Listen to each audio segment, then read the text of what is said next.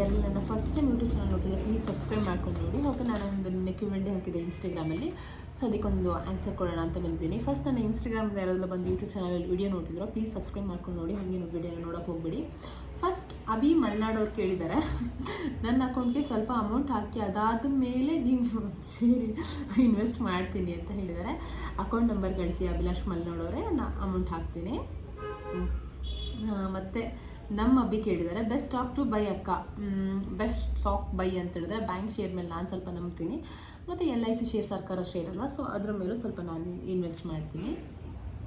ಹೇಗೆ stock purchase ಮಾಡೋದು ಅಕ್ಕ? ಫಸ್ಟ್ ಒಂದು ಡಿಮೆಟ್ ಅಕೌಂಟ್ ಓಪನ್ ಮಾಡಿಬಿಟ್ಟು ಆಮೇಲೆ ಸ್ಟಾಕ್ನ ಪರ್ಚೇಸ್ ಮಾಡಿ. ಓಕೆ, ಗುಡ್ ನೈಟ್ ಅಂತ ಹಾಕಿದರೆ good morning. Hello reply me, hi. Your job, ಏನು ವರ್ಕ್ ಮಾಡ್ತೀರಾ ನೀವು? ಯುವರ್ ಜಾಬ್ ಅಂತ ಕೇಳಿದ್ದೀರಾ. ನಾನು ಮ್ಯೂಚುವಲ್ ಫಂಡ್ ಅಡ್ವೈಸರ್ಗೆ ವರ್ಕ್ ಮಾಡ್ತೀನಿ. ಇದ್ರೂ IPO ಇದ್ದರೆ ಹೇಳಿ. ಓಕೆ, IPO ಶೇರ್ಸ್ ಯಾವ್ದಾದ್ರು ಇತ್ತು ಅಂದರೆ ಒಳ್ಳೆ ಶೇರ್ ಇತ್ತು ಅಂದರೆ ನಾನು ನಿಮ್ಗೆ ಹೇಳ್ತೀನಿ. ಮೊನ್ನೆ ಬಿಟ್ಟಂತ NTPC ಗ್ರೀನ್ ಸಿಕ್ಕಾಬಿಡ ಚೆನ್ನಾಗಿ ಮೇಲೆ ಹೋಯಿತು. ನಾನೇನು ತೊಗೊಂಡಿರಲಿಲ್ಲ, ನನ್ನ ಅದನ್ನು ಒಳ್ಳೆ ಚೆನ್ನಾಗಿ ಮೇಲೆ ಹೋಯ್ತು. ಇದ್ದಾಗ ನಾನು ನಿಮಗೆ ಹೇಳ್ತೀನಿ. ಮತ್ತು ಇಲ್ಲೊಬ್ಬರು ಕೇಳಿದ್ರೆ ಏನು ವರ್ಕ್ ಮಾಡೋದು ನೀವು? ನಾನು ಮ್ಯೂಚುವಲ್ ಫಂಡ್ ಅಡ್ವೈಸರ್. ಏನು ಕೆಲಸ ಮಾಡೋದು ನಮಗೂ ಹೇಳಿ. ನಾನು ಮ್ಯೂಚುವಲ್ ಫಂಡ್ಸಲ್ಲಿ ವರ್ಕ್ ಮಾಡ್ತೀನಿ. ನೀವು ಡಿಮ್ಯಾಟ್ ಅಕೌಂಟ್ ಓಪನ್ ಮಾಡಿ ಮತ್ತು ನಾನು ನಿಮ್ಗೆ ಹೇಳ್ತೀನಿ. ನೀವೇನು ಕೆಲಸ ಮಾಡೋದು? ಮಾರ್ಕೆಟ್ ಆರ್ ಯಾವ ಅಪ್ಲಿಕೇಶನ್ ಅದು? ಇದು ಅಪ್ಲಿಕೇಶನ್ ಅಲ್ಲ, ನಾನು ಇದೊಂದು ಫ್ರ್ಯಾಂಚೈಸಿಲಿ ವರ್ಕ್ ಮಾಡ್ತೀನಿ. ಇದು ಆದಿತ್ಯ ಬಿರ್ಲಾ ಫ್ರ್ಯಾಂಚೈಸಿ. ನೀವು ಎಷ್ಟು ಶೇರ್ ಬೈ ಮಾಡಿದ್ದೀರಾ? ಎಷ್ಟು ಪ್ರಾಫಿಟ್ ಮಾಡಿದ್ದೀರಾ? ನಾನು ಸ್ವಲ್ಪ ಎಷ್ಟು ಲಿಮಿಟೆಡ್ ಬೇಕು, ನಾನು ಎಲ್ಲದೂ ಲಿಮಿಟ್ ಎಷ್ಟು ಬೇಕೋ ಅದನ್ನು ಮೀರಿ ನಾನು ಹೋಗಿಲ್ಲ. ಲಿಮಿಟಲ್ಲಿ ಎಷ್ಟು ಶೇರ್ ಬೇಕೋ ಅದನ್ನು ಸ್ವಲ್ಪ ಬೈ ಮಾಡ್ಕೊಂಡಿದ್ದೀನಿ. ತುಂಬ ಲಿಮಿಟೆಡ್ರಲ್ಲಾಗಿ ನಾನು ಶೇರ್ನ ಎಲ್ಲ ಬೈ ಮಾಡಿರೋದು. ಲಾಭ ಅನ್ನೋದಕ್ಕಿಂತ ನಂಗೆ ಅದೇ ಹೇಳಿದೆ ನಾನು ಅವಾಗ, ನಾನು FS ಅಲ್ಲೇ ನಂಗೆ ಸ್ವಲ್ಪ ಲಾಭ ತಂದುಕೊಂಡೆ ನನ್ನ ಶೇರ್, ಮತ್ತೆಲ್ಲ ಇದೆ, ಬಟ್ ಹೈಯೆಸ್ಟ್ ಲಾಭ ತಂದುಕೊಟ್ಟಂಥ ಶೇರ್ ಅಷ್ಟೇ ನನಗೆ. ಎಷ್ಟು ಲಾಭ ಮಾಡಿದ್ದೀರಾ ಈ ಮಾರ್ಕೆಟಿಂದ ಆರ್ ಲಾಸ್? ಲಾಸ್ ಅಂತೂ ಆಗೇ ಆಗಿದೆ. ಎಸ್ ಬ್ಯಾಂಕಲ್ಲಿ ಅದೆಲ್ಲ ಲಾಸ್ ಆಗಿದೆ. ಲಾಭ ಅನ್ನೋದಕ್ಕಿಂತ ಲಾಸ್ ಸ್ವಲ್ಪ ಆಗಿದೆ, ಆವ್ರೇಜ್ ಆಗಿದೆ, ಬಟ್ ಪ್ರಾಫಿಟ್ ಇದೆ. ಲೈಫ್ ಟೈಮ್ ಇಟ್ಕೋಬೇಕು. ಲಾಂಗ್ ಟೈಮಿಗೆ ಇವತ್ತು ಹಾಕಿ ನಾಳೆ ತೆಗೀನಿ ಅಂದರೆ ಸುಳ್ಳು, ದುಡ್ಡು ಮಾಡೋಕ್ಕಾಗಲ್ಲ. How to create demat account? How to create demat account? Any links ಇಲ್ಲ ನನ್ನ ಹತ್ರ. ನಮ್ಮ ಪರ್ಸ್ನಲ್ ಲಿಂಕ್ ಇರೋದು. ನಾನು ಏನಾದರೂ ಪರ್ಸ್ನಲ್ ಲಿಂಕ್ನ ಶೇರ್ ಮಾಡ್ಬೋದಾ? ಮುಂದಿನ ದಿವಸದಲ್ಲಿ ಕೇಳಿ ನಿಮಗೆ ಅಪ್ಡೇಟ್ ಮಾಡ್ತೀನಿ. ನಾನು ವರ್ಕ್ ಮಾಡೋದು ಆದಿತ್ಯ ಬಿರ್ಲಾದಲ್ಲಿ. ಅಸೀಸ್, ನಮಗೆ ಮಾರ್ಕೆಟ್ ಬಗ್ಗೆ ಇನ್ಫಾರ್ಮೇಷನ್ ಬೇಡ, ಅಡಿಕೆ ಕಾಫಿ ಮೆಣಸು ಬಗ್ಗೆ ನೆಕ್ಸ್ಟ್ ವೀಡಿಯೋ ಮಾಡಿದಾಗ ಹೇಳ್ತೀನಿ. ಇದ್ರ ಬಗ್ಗೆ ಸ್ವಲ್ಪ ಜಾಸ್ತಿ ಅಲ್ಲಿ ಇಟ್ಕೊಂಡಿದ್ದೀನಿ ನಾನೀಗ. ಮತ್ತು how to best share in your buy best share ನಾನು ಬೈ ಮಾಡೋದ್ರಲ್ಲಿ ನನಗೆ ಸ್ವಲ್ಪ ಪ್ರಾಫಿಟ್ ಅಂತ ಬಂದಂಥ ಶೇರ್ ಅಂದರೆ IFC ಒಳ್ಳೆ ಪ್ರಾಫಿಟ್ ಬಂತು, ಸೊ ಅದು ನನಗೆ ಬೆಸ್ಟ್ ಶೇರ್ ಅಂತ ಅನಿಸುತ್ತೆ. Are you trader? ನಾನು ಫಸ್ಟ್ ನಾನು ಅಡ್ವೈಸರ್, ಆಮೇಲೆ ಟ್ರೇಡರ್. ನಾವು ಸ್ವಲ್ಪ ಶೇರ್ ಮೇಲೆ ಇನ್ವೆಸ್ಟ್ ಮಾಡೋಣ ಅಂದ್ಕೊಂಡಿದ್ವಿ. ಒಳ್ಳೆಯ ವಿಷಯನೇ ಮಾಡಿ. ನೀವು ಫಸ್ಟು ನಿಮ್ದು ಯಾವ್ದಾದ್ರು ಫ್ರ್ಯಾಂಚೈಸಿ ನಿಮ್ಮ ಊರಲ್ಲಿ ಇದ್ದೇ ಇರುತ್ತೆ. ಮ್ಯೂಚುವಲ್ ಫಂಡ್ ಮಾರ್ಕೆಟ್ ಒಂದು ಫ್ರಾಂಚೈಸಿ ಯಾವ್ದಾರು ಇದ್ದಿರುತ್ತೆ, ಅಲ್ಲಿ ಹೋಗ್ಬಿಟ್ಟು ನೀವು ಸ್ವಲ್ಪ ಅಮೌಂಟ್ನ ಪೇ ಮಾಡಿ ಅಲ್ಲಿ ನಿಮ್ಮ ಅಕೌಂಟ್ ಓಪನ್ ಮಾಡ್ಕೊಂಡು ನಿಮ್ಗೊಂದು ಆ್ಯಪ್ ಕೊಡ್ತಾರೆ. ನಮ್ಮದು ಇಲ್ಲಿ ಟ್ರೇಡ್ ಲೈಟ್ ಅಂತ ನಮ್ಮ ಆ್ಯಪಂದು, ಆ ಆ್ಯಪಲ್ಲಿ ನಾವು ಇದು ಮಾಡ್ತೀವಿ. ಆ ಆ್ಯಪ್ ನಿಮ್ಮ ಟ್ರೇಡೆಡ್ ಆ್ಯಪ್ ಕೊಡ್ತಾರೆ, ಅಲ್ಲಿಂದ ನೀವು ಇದು ಮಾಡ್ಕೊಂಡು ಸ್ವಲ್ಪ ಅಮೌಂಟ್ ಕಟ್ಟಬೇಕಾಗುತ್ತೆ ಫಸ್ಟಿಗೆ.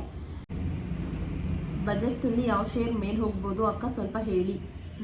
ಬಜೆಟಲ್ಲಿ ಯಾವ ಶೇರ್ ಮೇಲೆ ಹೋಗ್ಬೋದು ಅಂತ ನನಗೂ ಅಷ್ಟೊಂದು ಪರ್ಫೆಕ್ಟಾಗಿ ಗೊತ್ತಿಲ್ಲ, ಬಟ್ ನಾನು ಹೆಂಗೆ ಅನಾಲಿಸಿಸ್ ಮಾಡ್ತಿದ್ದೆ, ನಮ್ಮಲ್ಲಿ ಯಾವ ಶೇರ್ ಜಾಸ್ತಿ ತೊಗೋತಾರೋ, ಈ ಸಿಕ್ಕಾಪಟ್ಟೆ ನಮ್ಮಲ್ಲೆಲ್ಲ ಓಲ್ಡ್ ಟ್ರೇಡರ್ಸ್ ಎಲ್ಲ ಇದ್ದಾರೆ, ಸೊ ಅವ್ರನ್ನ ನೋಡ್ಬಿಟ್ಟು ನಾನು ಸ್ವಲ್ಪ ಶೇರ್ಗಳನ್ನೆಲ್ಲ ಬೈ ಮಾಡ್ಕೋತೀನಿ ಅಂತ ಹೇಳ್ಬೋದು. ಸ್ವಲ್ಪ ಅವ್ರ ತಾತ ಮೇಲೆ ಸಿಕ್ಕಾಪಟ್ಟೆ ಇನ್ವೆಸ್ಟ್ ಆಗಿದೆ ಈ ಸರಿ, ಸಿಕ್ಕಾಪಟ್ಟೆ ನಮ್ಮಲ್ಲೆಲ್ಲ ಓಲ್ಡ್ ಟ್ರೇಡರ್ಸ್ ಇದ್ದಾರೆ, ಅವ್ರನ್ನ ನೋಡ್ಬಿಟ್ಟು ನಾನು ಸ್ವಲ್ಪ ಹಾಗೆ ಅನಾಲಿಸಿಸ್ ಮಾಡ್ಕೊತೀನಿ, ಹಾಗೆ ಯೋಚನೆ ಮಾಡ್ಕೊಂಡು ತೊಗೋತೀನಿ ಅಷ್ಟೇ. ಸ್ವಲ್ಪ ತಾತ ಶೇರ್ಗಳ ಮೇಲೆ ಸ್ವಲ್ಪ ನೀವು ಇನ್ವೆಸ್ಟ್ ಮಾಡಿ. ನಾನು ಟಾಟಾ ಸ್ಟೀಲ್ ಮತ್ತು ರಾಮ ಸ್ಟೀಲ್, NMDC ಸ್ಟೀಲ್ ಆ ಥರ ಶೇರ್ಗಳ ಮೇಲೆ ಸ್ವಲ್ಪ ಜಾಸ್ತಿ ಏನಿಲ್ಲ, ನನಗೆ ಎಷ್ಟಾಗುತ್ತೋ ಅಷ್ಟಲ್ಲಿ ಕ್ವಾಂಟಿಟಿಲಿ ತೊಗೊಂಡಿದ್ದೀನಿ. ಮೇಲೆ ಹೋದರೆ ಹೋಗಲಿ, ಇದ್ದರೆ ಏನಾದರೂ ಇರಲಿ, ಒಳ್ಳೆ ಶೇರ್ಗಳಲ್ವ ಅಂತ ತೊಗೊಂಡಿದ್ದೀನಿ.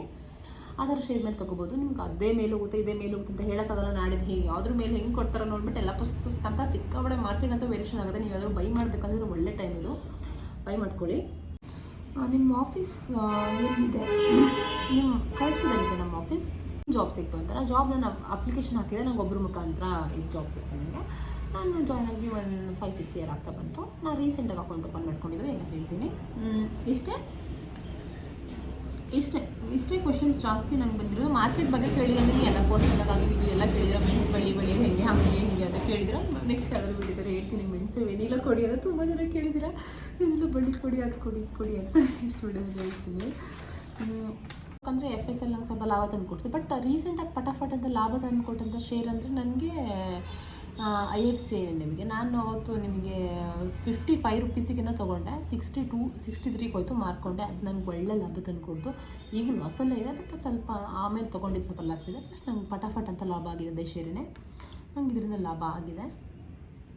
ಮಾರ್ಕೆಟ್ ಬಗ್ಗೆ ನಿಮ್ಗೆ ಏನು ಹೇಳ್ತೀನಿ ಅಂತ ಹೇಳಿದ್ರೆ, ನಿಮ್ಮ ಹತ್ರ ಏನಾದರೂ ಸ್ವಲ್ಪ ಒಂದು 20,000 30,000 ಇತ್ತು, ಅದೀಗ ನಾಳೆಗೆ ಒಂದು ತಿಂಗಳಿಗೆ ಯೂಸಿಗೆ ಬರಲ್ಲ ಅಂತ ಅನ್ನೋಂಗಿದ್ರೆ ಮಾತ್ರ ಇನ್ವೆಸ್ಟ್ ಮಾಡಿ. ಅದ್ಬಿಟ್ಟು ಈಗ ಒಂದು 30,000 ಇದೆ, ನಾಳೆ ಇನ್ವೆಸ್ಟ್ ಅಂದರೆ ಏನಕ್ಕಾದ್ರೂ ಬೇಕು ನಾಡಿದ್ದಿಂಗೆ ಅಂದರೆ ಅದಕ್ಕೆ ನಿಜವಾಗ್ಲೂ ವಾಪಸ್ ಸಿಗೋದಿಲ್ಲ, ಲಾಸ್ ಮಾಡಿಕೊಂಡೇ ತೆಗಿಬೇಕಾಗುತ್ತೆ ನೀವು. ಹಾಗಿದ್ರೆ ಮಾತ್ರ ನೀವು ಇನ್ವೆಸ್ಟ್ ಮಾಡಿ. ಸ್ವಲ್ಪ ಟೈಮ್ ನಾವು 1 ವರ್ಷ 2 ವರ್ಷ ಇಡ್ತೀನಪ್ಪ, ದುಡ್ಡು ಬೇಡ ಅನ್ನೋಂಗಿದ್ರೆ ಸ್ವಲ್ಪ ಲಾಭ ಕಾಣ್ಬೋದು. ಅದ್ಬಿಟ್ಟು ಇವತ್ತು ಹಾಕಿ ನಾಳೆ ತೆಗಿತಂದ್ರೆ ಎಲ್ಲೂ ಸಾಧ್ಯ ಇಲ್ಲ. ಇವತ್ತು ಹಾಕಿ ನಾಳೆ ತೆಗಿತಂದ್ರೆ ಜಾಬಿಗೆ ಹೋದರೂ 1 ಮಂತ್ ಕಾಯಲೇಬೇಕು ಸ್ಯಾಲ್ರಿಗೋಸ್ಕರ.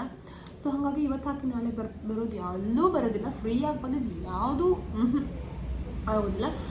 ಹಾಗೆ ಮಾಡ್ಕೊಂಡು ಬೈ ಮಾಡ್ಕೊಬೇಕು. ಇಷ್ಟೇ ಇನ್ಫಾರ್ಮೇಷನ್. ಹತ್ರ ಜಾಸ್ತಿ ಕ್ವಶನ್ಸ್ ಬಂದಿದೆ ನನಗೆ ಇದರ, ನೀವು ಸ್ಯಾರಿ ಚೆನ್ನಾಗಿ ಕಟ್ತೀರಾ, ನಿಮ್ಮ ವೆನಿಲ ಬಗ್ಗೆ ಹೇಳಿ, ನಿಮ್ಮ ಊರು ಯಾವುದು, ನಿಮ್ಮ ಹೆಸರೇನು ಅಂತ ಜಾಸ್ತಿ ಬಂತು. ಅಷ್ಟು ಜಾಸ್ತಿ ಏನು ಅಷ್ಟೊಂದು ಕ್ವಶನ್ಸ್ ಬಂದಿರಲಿಲ್ಲ. ಹೈಯೆಸ್ಟ್ ಪ್ರಾಫಿಟಿಂಗ್ ಯು, ನನಗೆ ಹೈಯೆಸ್ಟ್ ಪ್ರಾಫಿಟ್ ಆಗೋಂಥ ಶೇರ್ ಅಂತ FSL ನನ್ನ ಫೇವ್ರೆಟ್ ಶೇರ್. ಅದು ಇನ್ಫೋಸಿಸ್ ಇದಕ್ಕೆ ಸೇರುತ್ತೆ. ಅದು ನಾನು ಫಸ್ಟಿಗೆ 140ಕ್ಕೆ ತೊಗೊಂಡಿದ್ದೆ. ಅದು 100 ರೂಪಾಯಿಗೆ ಹೇಳ್ಬಿಟ್ಟು ನಂಗೆ ಸಿಕ್ಕಾಬಿಟ್ಟೆ ಬೇಜಾರಾಗಿತ್ತು. ನಾನು ಬಿಟ್ಬಿಟ್ಟೆ, ಸಾಯಿಲಪ್ಪ ನಂಗೆ ಆಗಬೇಕು, ಇವರು ದುಡ್ಡು ಕಳ್ಕೊಂಡ್ಬಿಡ್ತೀನಿ ಅಂತ.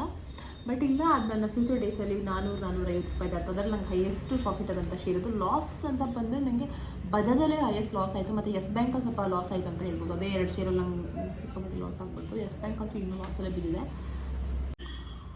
ಏನು ಕೆಲಸ ಮಾಡೋದು ನೀವು ಅಂದರೆ ತುಂಬ ಕ್ವಶನ್ಸ್ ಬಂದಿದೆ ನನಗೆ. ಜಾಸ್ತಿ ಈ ರಿಲೇಟೆಡ್ ಕ್ವಶನ್ಗಿಂತ ನೀವೇನು ಕೆಲಸ ಮಾಡ್ತೀರಾ, ಎಷ್ಟು ಸ್ಯಾಲ್ರಿ ಬರುತ್ತೆ ಕೇಳಿದರೆ, ಎಷ್ಟು ಸ್ಯಾಲ್ರಿ ಅಂದರೆ ನನಗೆ ಎಷ್ಟು ಪರ್ ಮಂತಿಗೆ ಬೇಕೋ ಅಷ್ಟು.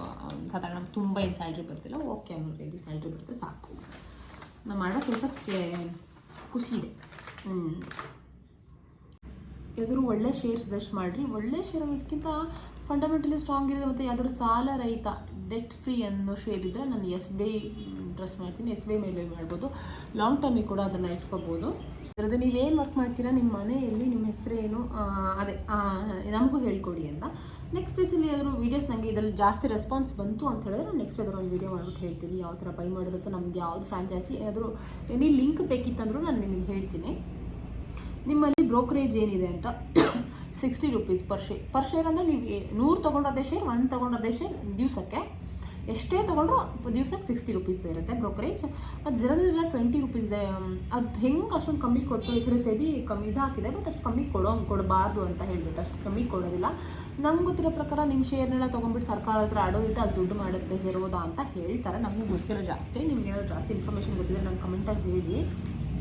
ಬಜೆಟ್ ಟೈಮಿಂಗ್ ಅವರ್ಸ್ ನಂಗೆ ಗೊತ್ತಿಲ್ಲ, ಬಟ್ ನಮ್ಮ ಮಾರ್ಕೆಟ್ ಟೈಮಿಂಗ್ ಅವರ್ಸ್ ಹೇಳಿದ್ದು ನಾವು. ಸ್ಯಾಟರ್ಡೆ ಸಂಡೇ ರಜೆ ಇರುತ್ತೆ ಆ್ಯಕ್ಚುಲಿ ಯಾವಾಗಲೂ. ಇವು ನಾಳೆ ಬಜೆಟ್ ಒಂದು ಸ್ಯಾಟರ್ಡೆ ಓಪನ್ ಇದೆ. ಬೆಳಿಗ್ಗೆ 9:30 ಮಾಮೂಲಿ ಸ್ಟಾರ್ಟ್ ಆಗಿ 3:00 ಕ್ಲೋಸ್ ಆಗುತ್ತೆ. ಬಜೆಟಲ್ಲಿ ಆ ಥರ ಇದಾಗಲ್ಲ. ನಮ್ಮ ಮಾರ್ಕೆಟ್ 3:30ಗೆ ಕ್ಲೋಸ್ ಆಗುತ್ತೆ. ಬಜೆಟಲ್ಲಿ ಸಿಕ್ಕಾಪಟ್ಟೆ ಹೈ ಅಥವಾ ಲೋ ಆಗೋ ಚಾನ್ಸಸ್ ಎಲ್ಲನೂ ಇದೆ. ಗೊತ್ತಿಲ್ಲ ಯಾವ ಶೇರ್ ಮೇಲೆ ಹೋಗುತ್ತೆ ಅಂತ ಏನು ಅನಾಲಿಸಿಸ್ ಅಂಥದ್ದೇನಿಲ್ಲ. ಬಟ್ ಇಲ್ಲಿ ಯಾರಾದರೂ ಬೈ ಮಾಡ್ತಾರಲ್ಲ, ಅದನ್ನು ನಾನು ನಿಮ್ಗೆ ಸ್ವಲ್ಪ ಹೇಳ್ತೀನಿ ಅಷ್ಟೇ. ಜಾಸ್ತಿ ಸ್ವಲ್ಪ ಅಂದರೆ ತುಂಬ ಓಲ್ಡ್ ಕಸ್ಟಮರ್ಸ್ ಇರೋದ್ರಿಂದ, ಓಲ್ಡ್ ಟ್ರೇಡರ್ಸ್ ಇದ್ದಾರೆ ಇಲ್ಲಿ. ಹಾಗಾಗಿ ನಾನು ಸ್ವಲ್ಪ ಇದು ತೊಗೊಂಡ್ರೆ ಅವ್ರು ಅವ್ರು ತೊಗೊಂಡಿದ್ದು ಮೇಲೆ ಹೋಗಿದೆ. ಹಾಗಾಗಿ ನಾನು ನಿಮಗೆ ಹೇಳ್ತೀನಿ ಅಷ್ಟೇ. ತುಂಬ ಪರ್ಸನಲ್ ಕ್ವೆಶನ್ಸ್ ಎಲ್ಲ ಬಂದಿದೆ, ಅದು ಇದೆ. ರಿಪ್ಲೈ ಮೀ ಟ್ರೇಡಿಂಗ್ ಮಾಡ್ತೀರಾ ಅಷ್ಟೇ ಬಂದಿದೆ. ಓಕೆ, ನೆಕ್ಸ್ಟ್ ಯಾವ್ದಾದ್ರು ಇಷ್ಟೇ. Thank you so much for watching my videos. ಇಷ್ಟೇ. ಜಾಸ್ತಿ ಪರ್ಸನಲ್ ಕ್ವೆಶನ್ಸೇ ಬಂದಿತ್ತು. ನಾನು ಏನು ಅಷ್ಟೊಂದು